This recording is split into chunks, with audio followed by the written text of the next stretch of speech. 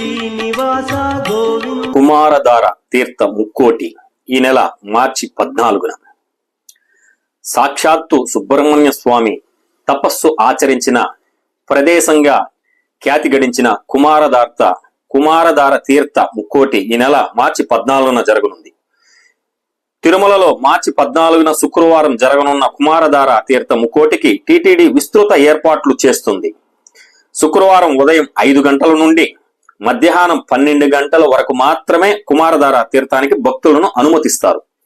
అధిక బరువు, ఆస్తమా, గుండె సంబంధిత సమస్యలు, ఇతర దీర్ఘకాలిక వ్యాధులు ఉన్నవారు, చిన్నపిల్లలు, వృద్ధుల శ్రేయస్సును దృష్టిలో ఉంచుకుని అటవీ మార్గంలో ఈ తీర్థానికి నడిచి వెళ్లడానికి అనుమతి లేదని టీటీడీ ప్రకటించింది.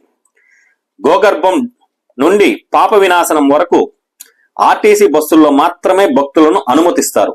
ట్రాఫిక్ రద్దీ దృష్ట్యా ప్రైవేటు వాహనాలను అనుమతించరు. ఈ విషయాన్ని దృష్టిలో ఉంచుకోవాలని భక్తులను కోరడమైనది టీటీడీ. పాప వినాశనం నుండి కుమారధార తీర్థం వరకు భద్రతా సిబ్బందిని ఉంచి భక్తులకు ఎలాంటి ఇబ్బందులు తలెత్తకుండా పటిష్టమైన భద్రతా చర్యలు చేపట్టనున్నారు. మార్గ మధ్యంలో తాగునీటిని అందుబాటులో ఉంచుతారు. అన్నప్రసాద విభాగం ఆధ్వర్యంలో పాప వినాశం డ్యాము వద్ద ఉదయం 5 గంటల నుండి భక్తులకు పాలు, కాఫీ, ఉప్మా, పొంగలి, పులిహోర, సాంబారన్నం, పెరుగన్నం అందించేందుకు ఏర్పాట్లు చేయనున్నారు. ప్రైవేటు సంస్థలు, వ్యక్తులు అన్నదానం చేసేందుకు అనుమతి లేదన్నారు. ఇంజనీరింగ్ విభాగం ఆధ్వర్యంలో భక్తులకు అవసరమైన షెడ్లు, మార్గ మధ్యంలో నిచ్చెనలు, తాగునీటి కుళాయిలు ఏర్పాటు చేస్తున్నారు.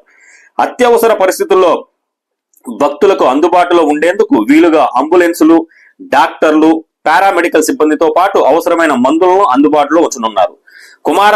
కుమారధార తీర్థ ముక్కోటికి విచ్చేసే భక్తులు అన్ని జాగ్రత్తలు తీసుకోవాలని టీటీడీ వారికి సహకరించాలని టీటీడీ ఒక ప్రకటనలో విజ్ఞప్తి చేసింది.